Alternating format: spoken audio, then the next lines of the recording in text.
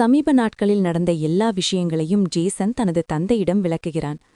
அதைக் கேட்டவுடன் அவன் தந்தை கைபேசியை எடுத்து ஒரு செனட்டருக்கு அழைக்கிறார். செயலாளியிடம் சன்ஷைன் குழுமம் பற்றி ஏதேனும் கேள்விப்பட்டிருக்கிறீர்களா என்று கேட்கிறார். அதே நேரத்தில் சன்ஷைன் கட்டிடத்தில் சேத்தின் மாமா நடந்த அனைத்தையும் விளக்குகிறார். அவர்கள் குற்றவாளிகள் என்பதால் இதை செய்வது எளிதாக இருந்தது என்று சொல்கிறார். இதனால் ஏதேனும் பிரச்சனை வருமா என்று சேத் கேட்டபோது மாமா அவர்கள் பதிவுகளில் கண்டுபிடித்த பல குற்றங்களை ஒன்றன் பின் ஒன்றாக பட்டியலிடத் தொடங்குகிறார். ஒரே நாளில் இவ்வளவு விஷயங்களை கண்டுபிடித்ததை பார்த்து சேத் ஆச்சரியப்படுகிறான். மேலும் சேத் மோசமான பள்ளிக்கு சென்ற நாளிலிருந்தே இதற்காக அவர்கள் தயாராக இருந்ததாக மாமா நினைவூட்டுகிறார். பின்னர் யங் ஃபவுண்டேஷனின் புதிய இயக்குனர் யார் என்று கேட்கிறார். ஏனெனில் அந்த தேர்வு சேத்தின் கையில் இருக்கும் என்று அவர் நம்புகிறார். சேத்துக்கு யாரோ ஒருவர் மனதில் இருப்பதாக மாமா நினைத்தாலும் சேத் இன்னும் அதைப் பற்றி யோசிக்கவே இல்லை என்று சொல்கிறான். அடுத்த நாள் சேத் பள்ளிக்கு வந்து நேராக தனது இருக்கைக்கு செல்கிறான்.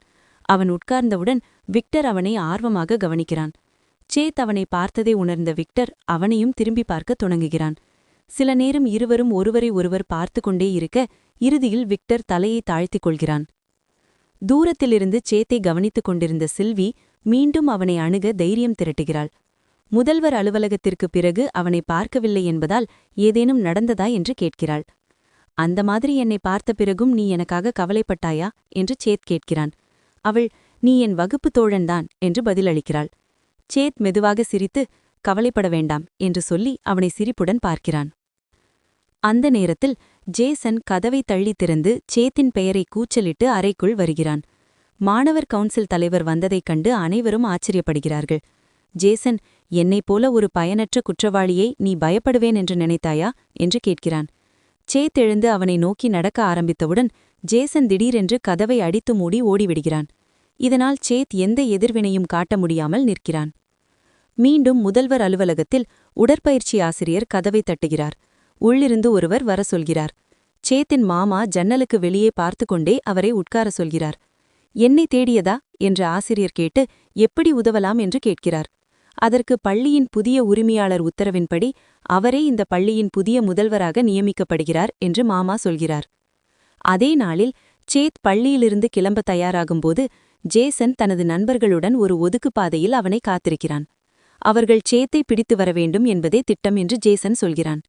ஒரு உயர்நிலைப் பள்ளி மாணவனை பிடிப்பதுதானே பெரிய விஷயமில்லை என்று ஒரு சிறுவன் சொல்கிறான். பணம் தேவை என்பதையும் நினைவு கூறுகிறான். ஆனால் யார் அந்த மாணவன் என்று தெரிந்ததும் அவன் அதிர்ச்சியடைகிறான். அந்த சமயம் சேத் காரில் ஏறுகிறான். ஜேசன் குழப்பமடைகிறான். அந்த சிறுவன் கோபத்துடன் இவன் யார் தெரியுமா என்று சொல்லி பணத்தை ஜேசன் முகத்தில் வீசுகிறான். அனைவரும் ஓடிவிடுகிறார்கள். ஜேசன் தனியாக நிற்கிறான். சேத்தை பற்றி மேலும் தெரிந்து கொள்ள வேண்டும் என்ற கோபம் அவனுக்குள் அதிகரிக்கிறது. சாலையில் சேத்தை அழைத்துச் செல்லும் கருப்பு கார்களின் வரிசையை பார்த்து அவன் இன்னும் தாழ்வு மனப்பான்மை அடைகிறான். சேத்தின் அம்மாவின் உணவகத்தில் அவன் சமீபத்தில் நிறைய மகிழ்ச்சியாக இருக்கிறான் என்று சொல்கிறாள். சேத், இதுவரை எல்லாமே ரொம்ப சுவாரஸ்யமாகத்தான் இருக்கு என்று பதிலளிக்கிறான். பின்னர் நாம் ஏன் அப்பாவுடன் சேர்ந்து வாழவில்லை என்று கேட்கிறான். அந்த கேள்வி அவளை பதற்றமடைய செய்கிறது. அவள் முகப்பாவனையை பார்த்த சேத் பதில் சொல்ல வேண்டாம் என்கிறான். அவள் கட்டாயமாக ஒரு புன்னகையுடன் இதை பிறகு சொல்கிறேன் என்று கூறுகிறாள். சேத் அவளை விட்டு வெளியேற அவள் கவலையுடன் அவனை பார்த்து கொண்டிருக்கிறாள். அவள் நினைவில் சேத் குழந்தையாக இருந்தபோது அவனது அப்பா சில காலம் பிரிந்து வாழ வேண்டும் என்று கேட்ட தருணம் வருகிறது. அவள் ஒன்றாகவே இருக்க வேண்டும் என்று எதிர்க்கிறாள். ஆனால் அவர் நீங்கள் இருவரையும் ஆபத்தில் போட விரும்பவில்லை என்று சொல்கிறார். அவரது மகனை பார்த்து அவரது கவலை உண்மையானது என்று அவள் புரிந்து கொள்கிறாள். நிகழ்காலத்திற்கு திரும்பினால் டெரிக் அவளது உணவகத்திற்கு வருகிறான். நாம் சந்தித்து நிறைய நாள் ஆச்சு என்று அவன் சொல்வது அவளை கவலைப்படுத்துகிறது. பள்ளிக்கு செல்லும் வழியில் உடற்பயிற்சி ஆசிரியரே புதிய முதல்வர் என்று சேத்திடம் சொல்கிறார். பள்ளியின் தரவுகளை பார்த்து நிலை மிகவும் மோசமாக இருப்பதை கவனித்த சேத் நிறுவனத்தின் பணத்தை பயன்படுத்தலாமா என்று கேட்கிறார். மாமா குறைந்தது 3 மில்லியன் அல்லது அதற்கு மேல் முதலீடு செய்து பள்ளியை மீண்டும் ஒரு விளையாட்டு பள்ளியாக மாற்ற திட்டமிட்டதாக விளக்குகிறார். இது சாத்தியமா என்று சேத் கேட்க மாணவர்களே இதில் பங்கு பெற முடியும் என்று மாமா சொல்கிறார். கொரியாவில் பணமே சக்தி என்று அவர் வலியுறுத்துகிறார். அதை கேட்ட சேத் நமக்கு பணம் இருக்கே என்று நினைவு கூறுகிறான். பள்ளியில் பழைய ஆசிரியர் பாடம் நடத்தும்போது 2 மாணவர்கள் தூங்கிக் கொண்டிருக்கிறார்கள். திடீரென்று ஒரு கைபேசி அதிர்ந்து குழு தலைவரிடமிருந்து ஒரு அழைப்பு வருகிறது. அவன் அழைப்பை எடுத்தவுடன் டெரரிக் அவனை தூண்ட முயல்வதை கேட்கிறான். ஆனால் சேத் அவனை அடையாளம் காணாததால் டெரரிக் மேலும் எரிச்சலடைகிறான். அழைத்ததற்கான காரணத்தை விளக்க முயன்றபோது சேத் இது வகுப்பு நேரம் என்று எச்சரித்து அழைப்பை துண்டிக்கிறான். மீண்டும் அவன் அழைப்பான் என்று நினைத்து சேத் தனது கைபேசியை அணைத்து விடுகிறான். அதே நேரத்தில் கட்டுமானத்தில் இருக்கும் ஒரு கட்டடத்தில் இந்த எண்ணை இப்போது அணுக முடியவில்லை என்ற தகவலை டெரரிக் கேட்கிறான். இதனால் அவன் மிகுந்த கோபமடைகிறான். சேத்தின் அம்மா அவன் முன்னால் அமைதியாக உட்கார்ந்திருக்க டெரரிக் தனது அடியாள்களுக்கு சேத்தை பிடிக்க உத்தரவிடுகிறான். இந்த முறை அவனை முடித்து விடுவேன் என்று நினைக்கிறான். அந்த சமயம் சேத் விக்டரின் கூர்மையான முடியைப் பற்றி கனவு காண்கிறான். அதை தொட முயன்றால் காயமடைவான் என்று கற்பனை செய்கிறான். நாள் முடிவில் சேத் பள்ளியை விட்டு வெளியே வரும்போது பள்ளி முன்பு ஒரு வெள்ளி நிற வேன் நின்று கொண்டிருப்பதை காண்கிறான். டெரரிக்கின் அடியாள்கள் வேனிலிருந்து இறங்கி சேத்தின் முன்னால் நிற்கிறார்கள்.